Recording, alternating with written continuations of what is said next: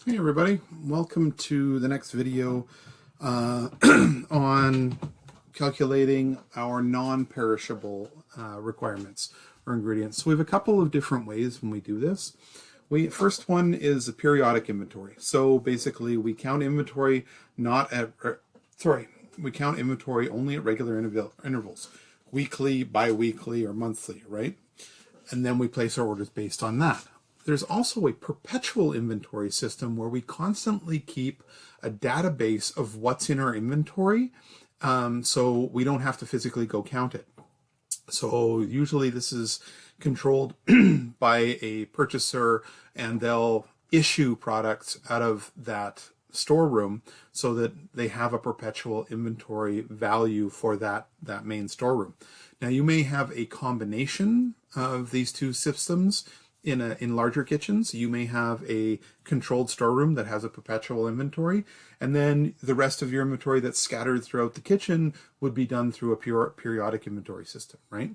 But remember, these are for non-perishable methods, right? So that we don't have to order them every time we have an order coming in.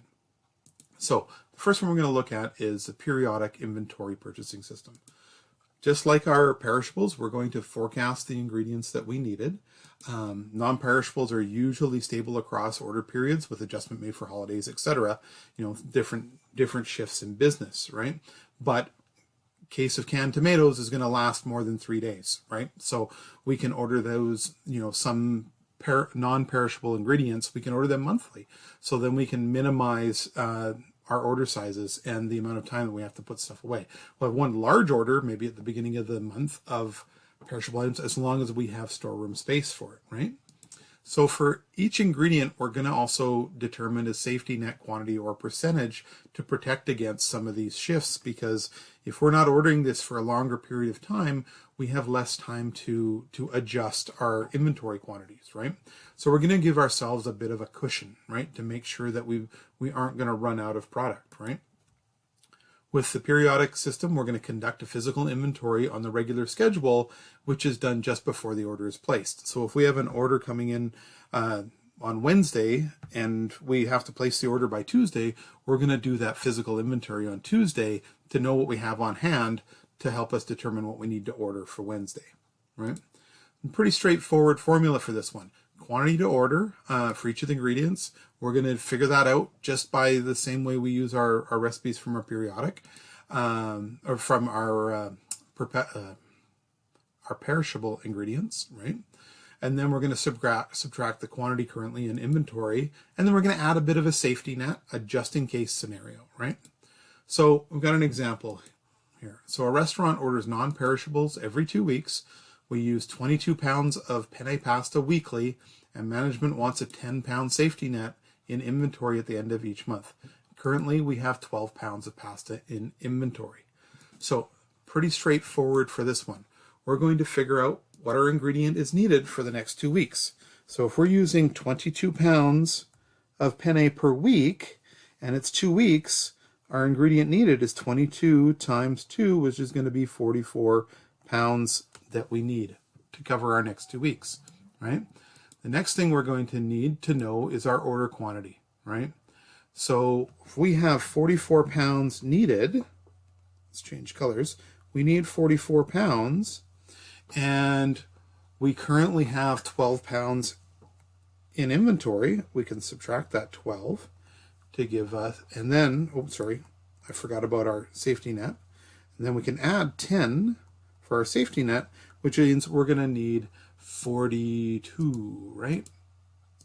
Do my math right, just to double check. Yeah, we're going to need 42 pounds to order. So now what comes into play is, can we order 42 pounds? Pasta usually comes in 5 or 10 pound boxes. So in this case, because we've got a 10-pound safety net, we could actually round down to 40 pounds. Unlike our perishable items, we would want to round up to make sure we have enough. We've added this 10-pound safety net in here, so we could actually round down and order 40 pounds, right? All right. So an inventory card or spreadsheet includes each ingredient. Oh, perpetual inventory. Sorry.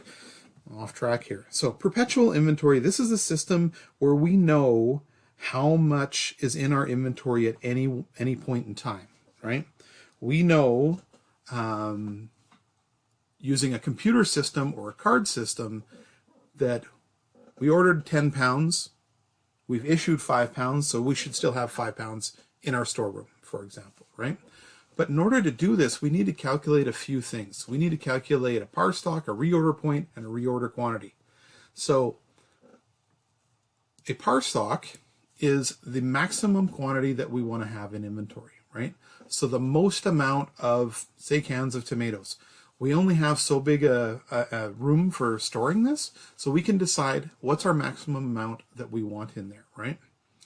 Then our reorder point is the point at which that maximum amount drops to a point that we say, hey, we need to order some more, right?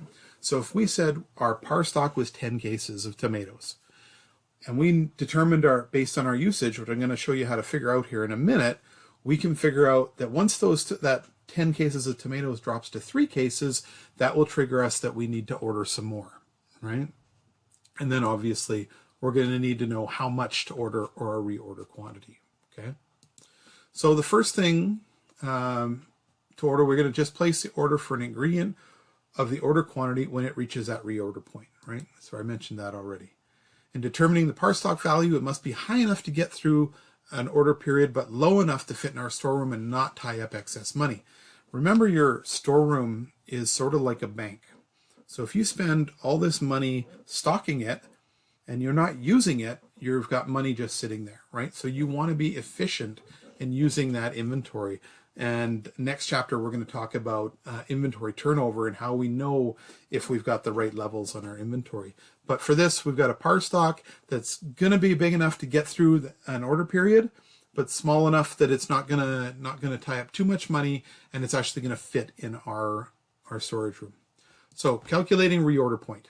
So first thing we need to do is determine the quantity needed between the order and delivery, just like with any of these methods that we've done, perishable or non-perishable, right? By doing that, we're going to calculate our daily usage and then multiply times the days between our order placement and our delivery, right? So if we order on Monday and we don't get it till Wednesday, there's 3 days in there, right? So we got to calculate our quantity needed between those two. Then for our reorder point, we can take that quantity needed that we just calculated between our order and delivery and add a safety net, right? Just like our other system, right? So our reorder quantity now is going to be our par stock, which is our maximum amount, minus our reorder point, plus our quantity needed between order and delivery, okay? Now I've got an example coming up here to put this into perspective. So we've got a restaurant has a par stock of 50 cans of kidney beans. It takes 3 cans per day, or it uses 3 cans per day. Management wants a safety net of 9 cans in inventory at delivery, and our order usually takes 2 days to arrive after placement. So how much are we going to order, and when are we going to order? When does our inventory, that par stock of 50 cans, at what point does it drop down that we need to trigger to order some more? Okay, so the first thing we're going to do is we're going to take those little bubbles that I had in the last slide here and first determine our quantity needed between our order and delivery. So what I like to do is take, okay, what's our daily usage? Well, it says right there, 3 cans per day, right? And number of days between our order and placement, right there, 2 days, right? Oops, pen, 2 days, right? So our quantity needed, 3 times 2 gives us 6, right? So the next, our reorder point, we need our quantity needed between order and delivery. So this number moves down here. So we've got a 6 plus our safety net. Management wanted 9 cans as our safety net. So that's going to give us 15 cans is our reorder point, right? 6 plus 9. So that's our reorder point. That's the point at which that 50 can stock, when we only have 15 left in the inventory, we need to order some more. Okay. So how much more do we order? Well, we can take our numbers here. Our par stock was 50 cans. And then our reorder point was 15 cans. We move that one down here. And then our quantity needed was 6 cans, right?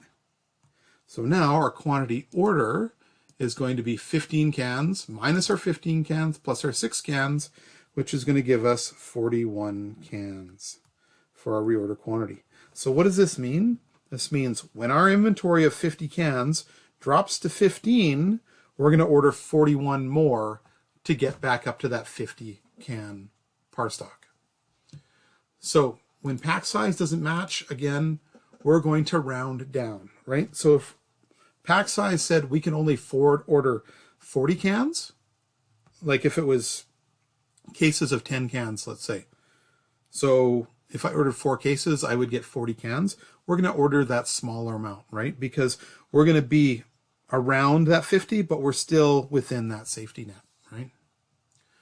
So 2 different methods. We've got periodic and perpetual. Which one do we use? Perpetual inventory offers better control, but requires a dedicated employee in the storeroom to record every product removal and addition. It's usually affordable only in larger operations. Perpetual happens when you have a large operation and you need to keep tighter control of your inventory. Your inventory could be in the $50,000 to $100,000 range, right? So you want to make sure that you've got a handle on this and you're controlling it and you know what's in your inventory and you're not over ordering. So a good way to do this is through the perpetual inventory system. That said, you need somebody to manage this, right? You can't, and you'll need to have a system of issuing and receiving, right? So that storeroom clerk is going to issue product and make sure that that inventory is changed in the system, right? Smaller businesses without a dedicated storeroom clerk usually use a periodic inventory system, right? Just because it's easier to do with fewer people.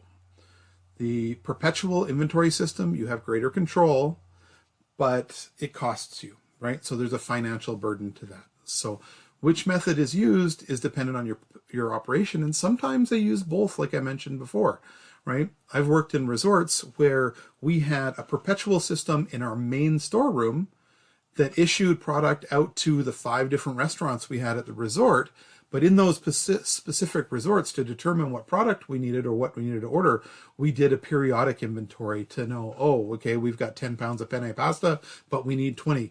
And then we would treat our storeroom sort of like a supplier, right? So we would get our pasta from the storeroom, and then they would order more product to bring that par stock back up in that storeroom.